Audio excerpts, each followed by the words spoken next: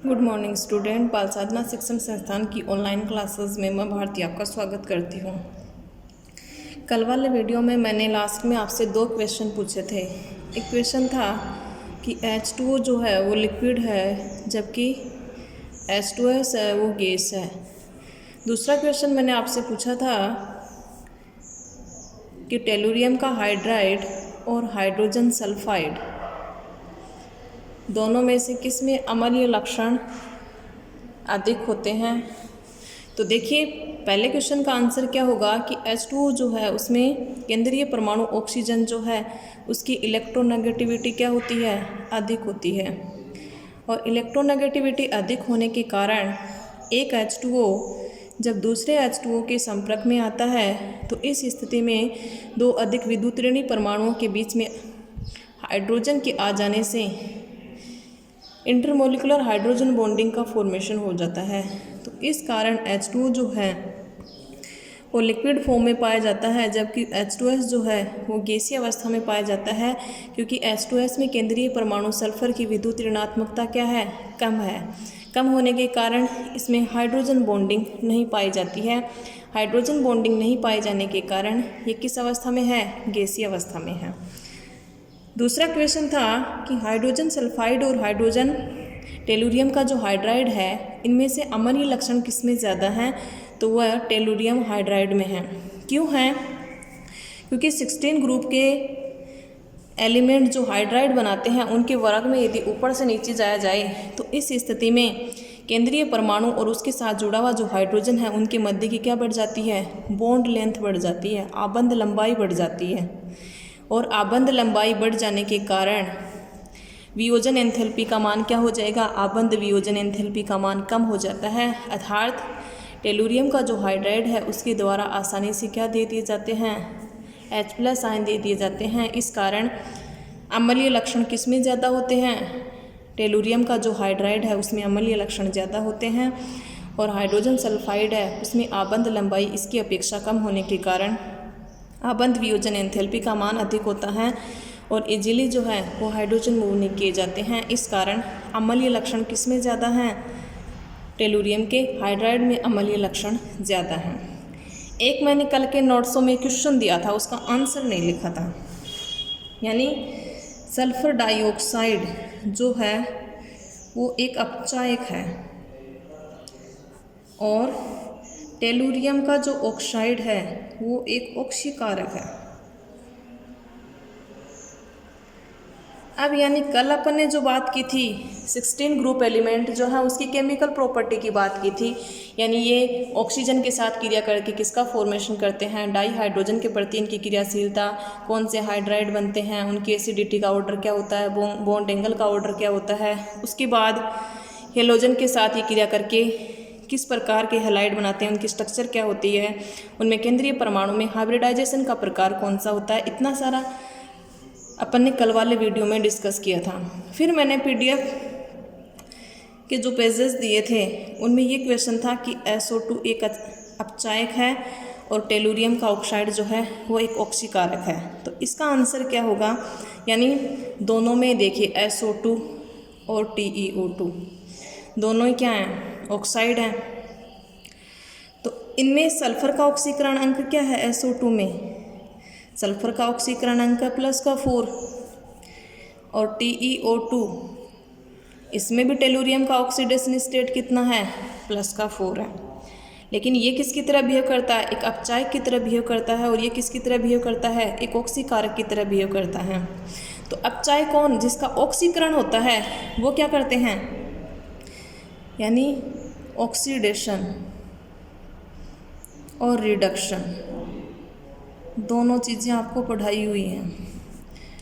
ऑक्सीकरण में यानी इलेक्ट्रॉन की संख्या के आधार पर बात करूं तो इलेक्ट्रॉन की संख्या यानी इलेक्ट्रॉन दिए जाते हैं और इसमें इलेक्ट्रॉन अपचयन की क्रिया में इलेक्ट्रॉन ग्रहण किए जाते हैं।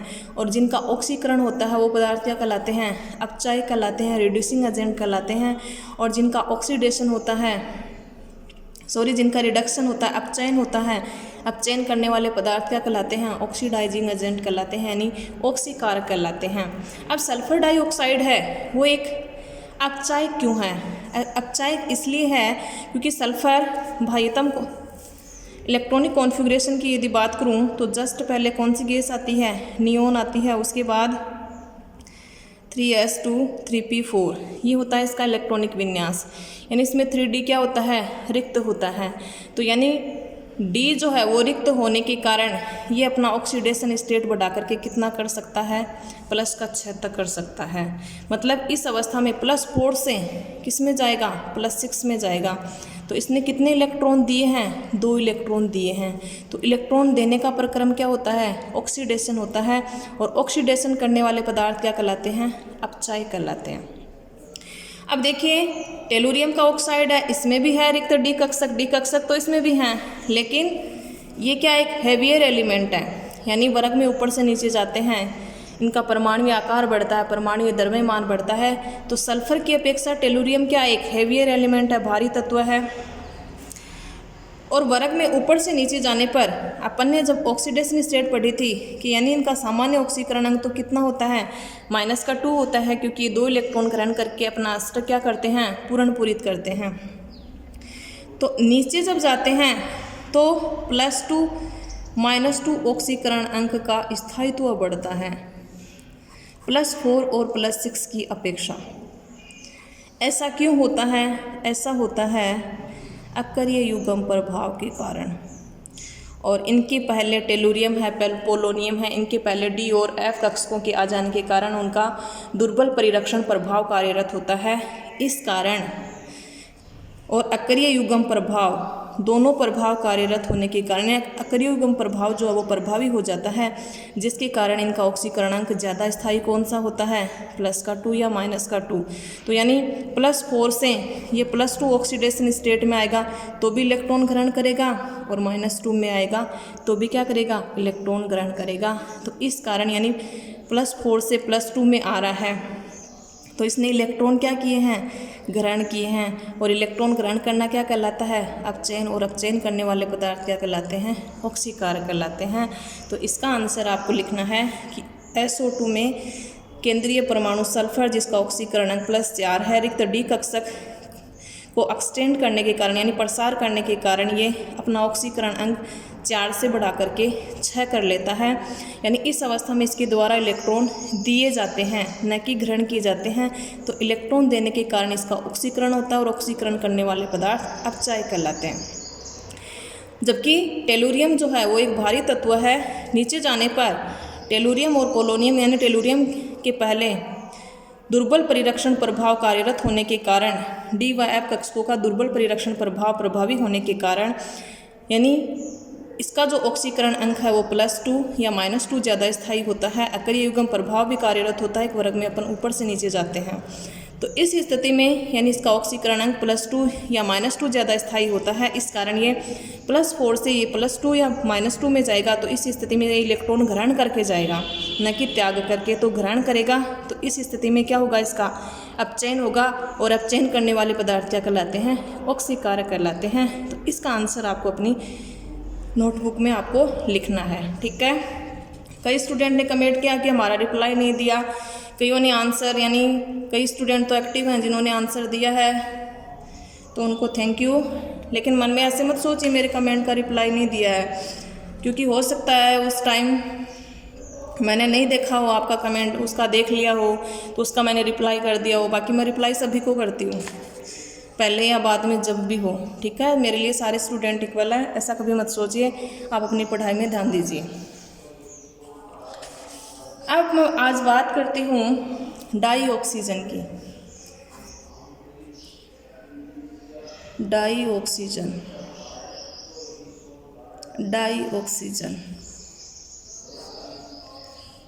ऑक्सीजन में यानी O2 द्विपरमाणु अणु के रूप में पाई जाती है, गैसीय अवस्था में होती है। ऑक्सीजन के मध्य द्विआबंध होता है, यानी इसकी आबंध कोटि का मान 2 होता है। आबंध कोटि का मान 2 अपन ने कैसे निकाला, ये अपन ने 11th क्लास में इनऑर्गेनिक केमिस्ट्री में 4th वाले चैप्टर में पढ़ा था। आणविक कक्षक सिद्धांत के आधार पर मॉलिक्यूलर ऑर्बिटल डायग्राम बनाए थे, उनसे अपन ने आबंध कोटि का मान निकाला था। बंधी आणविक कक्षक में इलेक्ट्रॉन की संख्या माइनस प्रतिबंधी आणविक कक्षक में इलेक्ट्रॉन की संख्या /2। तो अब सबसे पहले बात करती हूँ कि यानी एक साइंटिस्ट थे, सिले नाम के साइंटिस्ट। उन्होंने सर्वप्रथम मर्क्यूरिक ऑक्साइड जो है, यानी मरकरी के 2 ऑक्साइड होते हैं। मरकरी का ऑक्सीकरण अंक +1 होता है और +2 भी होता है। ये जो ऑक्साइड बनाएगा वो मर्क्यूरस ऑक्साइड बनेगा और ये जो बनाएगा वो बनेगा मर्क्यूरिक ऑक्साइड। इस मर्क्यूरिक ऑक्साइड को प्रयोगशाला में सिले नाम के साइंटिस्ट ने गर्म किया और गर्म करने पर उसने क्या बनाया, डाई ऑक्सीजन का निर्माण किया। तो सर्वप्रथम सिले नाम के साइंटिस्ट ने प्रयोगशाला में मर्क्यूरिक ऑक्साइड को गर्म करके ऑक्सीजन को प्रयोगशाला में बनाया था, जिसकी वायुमंडल में यानी 21% मात्रा जो है पाई जाती है। अब देखिए इसकी बनाने की विधियां अपन देखेंगे। प्रिपरेशन मेथड, बनाने की विधियां, यानी कौन कौन सी विधियां हैं जिनके द्वारा अपन डाई ऑक्सीजन का फॉर्मेशन कर सकते हैं। तो पहली जो विधि है वो है प्रयोगशाला विधि। प्रयोगशाला विधि, प्रयोगशाला में इसको किस तरह से अपन बनाएंगे। प्रयोगशाला विधि, प्रयोगशाला विधि में क्या करते हैं, पोटेशियम क्लोरेट, सूत्र होता है KClO3, इसको गर्म करेंगे, हीट करेंगे, ताप देंगे। MnO2 की, मैंगनीज का जो ऑक्साइड है उसकी उपस्थिति में। तो इस दौरान पोटेशियम क्लोराइड का फॉर्मेशन होता है प्लस डाई ऑक्सीजन का निर्माण होता है। तो ये तो हो गई प्रयोगशाला विधि कि यानी पोटेशियम क्लोरेट को गर्म कर लिया MnO2 की उपस्थिति में, तो किसका फॉर्मेशन हो जाएगा, डाई ऑक्सीजन का फॉर्मेशन हो जाएगा। दूसरी विधि जो है वो है धातु ऑक्साइडों के तापीय अपघटन द्वारा।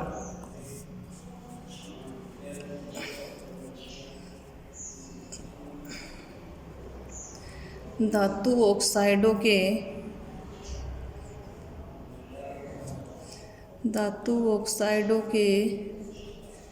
तापीय अपघटन द्वारा, यानी धातु ऑक्साइड, धातु जब ऑक्सीजन के साथ क्रिया करती है तो वो क्या कहलाता है, धातु ऑक्साइड कहलाता है। उसको अपन क्या करेंगे, हीट करेंगे तो उसका अपघटन होगा, और अपघटन होगा तो वो धातु और ऑक्साइड में क्या हो जाएगा, टूट जाएगा। तो किसका फॉर्मेशन हो जाएगा, डाई ऑक्सीजन का फॉर्मेशन हो जाएगा। जैसे सिल्वर का ऑक्साइड है, इसको अपन ताप देंगे, वही मर्क्यूरिक ऑक्साइड है, ये भी धातु का ऑक्साइड है, मरकरी भी धातु है, सिल्वर भी धातु है। लेड जो है +2 और +4 ऑक्सीकरण दोनों ही अवस्थाएं होती हैं, प्लम्बस और प्लम्बिक, PbO2।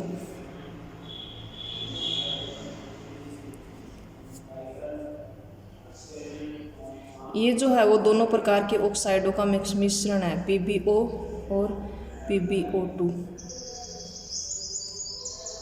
यानी यहाँ पर ऑक्सीकरण अंक कितना है, +2, यहाँ पर कितना है, +4, +2 -2 ये तो कैंसिल आउट, PbO।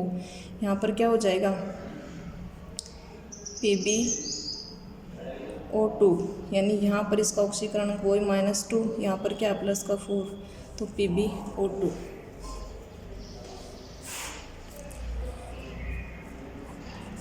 जिसमें 2 क्या हैं, PbO हैं, 2 PbO हैं और एक क्या है, PbO2। तो यानी कितने हो गए, Pb3, ऑक्सीजन कितने हो गए, 4। तो ये है दोनों प्रकार के लेड के जो ऑक्साइड हैं उनका मिश्रण है। और वैसे 2 प्रकार के ऑक्साइड बनाता है, एक प्लम्बस और एक प्लम्बिक, +2 अवस्था में और +4 ऑक्सीकरण अवस्था में।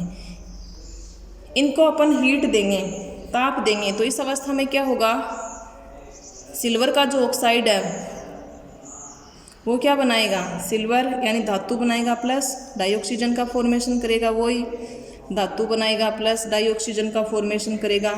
यहाँ जो मिक्सचर है यहाँ से इसका ऑक्साइड बनेगा प्लस डाई ऑक्सीजन का फॉर्मेशन होगा। यहाँ PbO लेड का ऑक्साइड बनेगा प्लस डाई ऑक्सीजन का फॉर्मेशन होगा। तो ये तो है धातु ऑक्साइडों के तापीय अपघटन के द्वारा अपन क्या कर सकते हैं, धातु ऑक्साइड को धातु और डाई ऑक्सीजन में परिवर्तित करके यानी डाई ऑक्सीजन का निर्माण कर सकते हैं। अगली जो विधि है वो है हाइड्रोजन पेरोक्साइड H2O2, उसका तापीय अपघटन करके, तापीय अपघटन किसकी उपस्थिति में करवाएंगे? चूर्णित प्लेटिनम और निकल उत्प्रेरक की उपस्थिति में करवाएंगे। तो देखिए हाइड्रोजन पेरोक्साइड जो है वो प्लेटिनम और निकल उत्प्रेरक की उपस्थिति में किस में टूट जाता है? जल और डाई ऑक्सीजन में टूट जाता है। यानी हाइड्रोजन पेरोक्साइड के द्वारा अपन क्या कर सकते हैं? डाई ऑक्सीजन का निर्माण कर सकते हैं। तो ये तो हो गई डाई ऑक्सीजन बनाने की विधि, प्रयोगशाला विधि पोटेशियम क्लोरेट के तापीय अपघटन द्वारा। दूसरी है धातु ऑक्साइडों के तापीय अपघटन द्वारा। तीसरी है हाइड्रोजन पेरोक्साइड का चूर्णित निकल और प्लेटिनम उत्प्रेरक की उपस्थिति में तापीय अपघटन के द्वारा अपन क्या कर सकते हैं? डाई ऑक्सीजन का निर्माण कर सकते हैं। अब अपन देखते हैं प्रॉपर्टी, गुणधर्म, फिजिकल प्रॉपर्टी और केमिकल प्रॉपर्टी, यानी डाई ऑक्सीजन की फिजिकल और केमिकल प्रॉपर्टी क्या है? तो फर्स्ट ऑफ ऑल अपन बात करते हैं फिजिकल प्रॉपर्टी की, भौतिक गुणधर्म की। यानी डाई ऑक्सीजन की बात करूँ तो ये किस तरह की गैस है? रंगहीन गैस है, जल में डिजोल्व होती है, यानी जल में घुलनशील रहती है, तभी तो जलीय जीव जो हैं वो क्या रह पाते हैं? जीवित रह पाते हैं। अगली प्रॉपर्टी की बात करूं कि ऑक्सीजन जो है वो स्वयं नहीं जलती है, परंतु जलाने में क्या होती है? सहायक होती है। यानी एक मोमबत्ती को यदि अपन जला करके ऊपर से यदि ढक दें तो इस स्थिति में किसी पात्र यानी गिलास से, कप से या किसी से भी ढकेंगे तो इस स्थिति में क्या होगा? थोड़ी देर तो जलेगी लेकिन फिर वो बुझ जाती है। उसका कारण क्या है? जितनी देर ऑक्सीजन थी उतनी देर तो वो जलती है, फिर वो क्या हो जाती है? बुझ जाती है। कारण इसका क्या है? यानी इससे अपन क्या स्पष्ट कर सकते हैं कि ऑक्सीजन स्वयं नहीं जलती है, परंतु जलाने में क्या होती है? सहायक होती है। अगली प्रॉपर्टी की बात करूँ तो यानी इसकी प्रकृति जो है वो क्या होती है? अनुचुंबकीय होती है। अनुचुंबकीय कैसे बता सकते हैं अपन? यानी एमओटी थ्योरी के आधार पर, आणविक कक्षक सिद्धांत के आधार पर अपन बता सकते हैं कि इसकी प्रकृति क्या होती है? अनुचुंबकीय होती है। अनुचुंबकीय क्यों होती है? क्योंकि जब अपन बॉन्डिंग और एंटी बॉन्डिंग में जब इलेक्ट्रॉन भरते हैं 16 इलेक्ट्रॉन O2 के, एक ऑक्सीजन के 8 तो 16 इलेक्ट्रॉन अपन ने भरे थे, मोलिकुलर ऑर्बिटल डायग्राम जब बनाया था। तो इसमें लास्ट में जो है बंदी और प्रतिबंधी आणविक कक्षकों में जो इलेक्ट्रॉन है वो क्या रह जाते हैं? अनपेयर्ड रह जाते हैं, यानी अयुग्मित रह जाते हैं। और अयुग्मित इलेक्ट्रॉन यदि प्रेजेंट हैं तो उस की प्रकृति क्या होती है? अनुचुंबकीय होती है। और पेयर्ड जब होते हैं, युग्मित जब होते हैं तो उसकी प्रकृति क्या होती है? प्रतिचुंबकीय होती है। तो यानी इसकी प्रकृति क्या होती है? अनुचुंबकीय होती है। एक ऑक्सीजन जो है तो ऑक्सीजन में दोनों के मध्य क्या उपस्थित है? द्वि आबंध उपस्थित है। आबंध लंबाई कम है क्योंकि आकार छोटा है, विद्युत ऋणात्मकता ज़्यादा है, तो दोनों ऑक्सीजन पास में होंगे। और द्वि आबंध उपस्थित है, आबंध कोटि का मान 2 है, तो इसकी आबंध वियोजन एंथैल्पी का मान जो है वो उच्च होता है, जो कि लगभग होता है 493.4 किलो जूल प्रति मोल। तो ये तो हो गई इसकी फिजिकल प्रॉपर्टी, यानी रंगहीन होती है, स्वयं नहीं जलती है, जलाने में सहायक होती है, प्रकृति अनुचुंबकीय होती है, जो कि अपन आणविक कक्षक सिद्धांत के आधार पर समझा सकते हैं। आबंध वियोजन एंथैल्पी का मान उच्च होता है क्योंकि ऑक्सीजन के मध्य द्वि आबंध उपस्थित होता है तथा इसकी आबंध वियोजन एंथैल्पी का मान लगभग जो होता है वो 493.4 किलो जूल प्रति मोल होता है। अब मैं बात करती हूँ केमिकल प्रॉपर्टी की, यानी वैसे कमरे के ताप पर तो यह क्रियाशील होती है, कोई क्रिया नहीं करती है क्योंकि इसकी आबंध वियोजन एंथैल्पी का मान क्या है? उच्च है। ऑक्सीजन के मध्य का आबंध नहीं टूटता है। अब देखिए धातु अधातुओं के साथ में ये रिएक्शन करके क्या बनाती है? कुछ यौगिकों के साथ में भी ये क्रिया कर लेती है। तो धातु जो है जैसे सोडियम है, सोडियम ऑक्सीजन के साथ क्रिया करेगा, क्या बनाएगा? सोडियम का ऑक्साइड बनाता है। मैग्नीशियम है, उसके साथ क्रिया करती है तो क्या बनाती है? मैग्नीशियम का ऑक्साइड बनाती है। कार्बन के साथ क्रिया करके क्या बनाती है? कार्बन का ऑक्साइड, कार्बन डाइऑक्साइड बनाती है। यदि कम मात्रा में, सीमित मात्रा में लेंगे तब तो कार्बन मोनोऑक्साइड बनेगा और अधिकता में क्या बनेगा? कार्बन डाइऑक्साइड बनेगा। तो सोडियम, मैग्नीशियम चाहे कैल्शियम है, जिस धातु के साथ रिएक्शन कराएंगे उसी धातु का क्या बन जाएगा, ऑक्साइड बन जाएगा। कार्बन क्या है, अधातु है, अधातु के साथ भी उसका ऑक्साइड बनाती है, चाहे वो फास्फोरस है। फास्फोरस के साथ यदि क्रिया करवाते हैं तो किसका फॉर्मेशन हो जाता है, अधिकता में लेंगे तो फास्फोरस का जो पेंटा ऑक्साइड है उसका डाइमर बन जाएगा, P4O10 का फॉर्मेशन हो जाता है। तो ये तो हो गई धातुओं के साथ क्रिया, ये हो गई अधातुओं के साथ क्रिया। कहने का मतलब चाहे धातुओं चाहे अधातुओं उनके साथ में क्रिया करके उनके ऑक्साइड का फॉर्मेशन करती है। अब कुछ यौगिक हैं वो भी ऑक्सीजन के साथ क्रिया करके ऑक्साइडों का फॉर्मेशन करते हैं, जैसे जिंक सल्फाइड है, उसकी अभिक्रिया ऑक्सीजन के साथ करवा देते हैं, जिंक ऑक्साइड का फॉर्मेशन होता है प्लस सल्फर डाइऑक्साइड का फॉर्मेशन होता है। मीथेन है, यानी हाइड्रोकार्बन का जब अपन दहन करवाते हैं ऑक्सीजन की उपस्थिति में तो उस स्थिति में किसका फॉर्मेशन होता है, कार्बन डाइऑक्साइड का फॉर्मेशन होता है प्लस जल का फॉर्मेशन होता है। तो ये तो हो गई यौगिकों के साथ में ऑक्सीजन की क्रिया कि उनके ऑक्साइडों का ये फॉर्मेशन कर देते हैं। अब कुछ यौगिक हैं जो कि डाई ऑक्सीजन के साथ क्रिया करके उत्प्रेरक की उपस्थिति में उनका ऑक्सीकरण कर देते हैं, यानी ऑक्सीजन का जुड़ना क्या है, ऑक्सीकरण है। तो यानी जैसे सल्फर डाइऑक्साइड है जो कि सह संपर्क प्रक्रम में अपन पढ़ेंगे, सल्फ्यूरिक अम्ल बनाने की जो विधि है O2, वेनेडियम पेंटाऑक्साइड उत्प्रेरक की उपस्थिति में क्या बनाता है, सल्फर डाइऑक्साइड यानी सल्फाइड का फॉर्मेशन करता है SO3, जो फिर H2O के साथ में क्रिया करके संपर्क प्रक्रम में H2SO4 का फॉर्मेशन करती है। हाइड्रोक्लोरिक अम्ल HCl है, वो ऑक्सीजन के साथ क्रिया करके कॉपर क्लोराइड उत्प्रेरक की उपस्थिति में क्या बनाता है, क्लोरीन का फॉर्मेशन करता है प्लस जल का फॉर्मेशन करता है। तो ये तो उत्प्रेरक की ऑक्सीकरण हो गया, यानी इन उत्प्रेरकों की उपस्थिति में भी ये इन यौगिकों का ऑक्सीकरण कर देती हैं। ठीक है, तो ये हो गई इसकी केमिकल प्रॉपर्टी। अब अपन देखते हैं इसके यूजेस, यानी डाई ऑक्सीजन का उपयोग जो है कहाँ कहाँ किया जाता है। तो डाई ऑक्सीजन का उपयोग यानी श्वसन हेतु, जैविक तंत्र में इसका उपयोग होता है, और जलाने में यानी ये सहायक होती है तो ज्वलन प्रक्रम में इसका यूज किया जाता है। एक ऑक्सी एसिटिलीन ज्वाला उत्पन्न करने में, ऑक्सी एसिटिलीन वेल्डिंग में इसका उपयोग किया जाता है। और भी यानी ऑक्सीजन के कई सारे यूजेज हैं, यानी पर्वतारोही जो होते हैं जो सिलेंडर लेके जाते हैं उनमें भी क्या भरी जाती है, ऑक्सीजन नाइट्रोजन उनका मिश्रण भरा जाता है हीलियम का, तो वहाँ इस ऑक्सीजन का उपयोग किया जाता है। एक जो है ईंधन सेल बनाने में भी किसका उपयोग किया जाता है, हाइड्रोजन का उपयोग किया जाता है। तो इस तरह से यानी ऑक्सीजन के बहुत सारे यूजेज हैं, श्वसन के लिए यानी बहुत ज़रूरी है, जैविक तंत्र के लिए ऑक्सी एसिटिलीन वेल्डिंग में ये ज़रूरी है, सिलेंडरों में भरी जाती है, यानी पर्वतारोही जो सिलेंडर लेके जाते हैं तो उसमें भी क्या भरी होती है, ऑक्सीजन नाइट्रोजन। तो ये हैं ऑक्सीजन के यूजेस। ठीक है, आज के वीडियो में इतना ही। कल अपन बात करेंगे यानी इसके सामान्य ऑक्साइड जो हैं आवर्त सारणी में बाएं से दाएं जाते हैं, तो अधातुओं के ऑक्साइड की प्रॉपर्टी क्या होती है, धातुओं के ऑक्साइड की प्रॉपर्टी क्या होती है, यदि उनका जल अपघटन करवा देते हैं तो किस प्रकार यानी एसिड का फॉर्मेशन होता है या बेस का फॉर्मेशन होता है, उभयधर्मी ऑक्साइड कौन बनाएगा, तो ये अपन कल देखेंगे। आज के वीडियो में इतना ही। Thank you.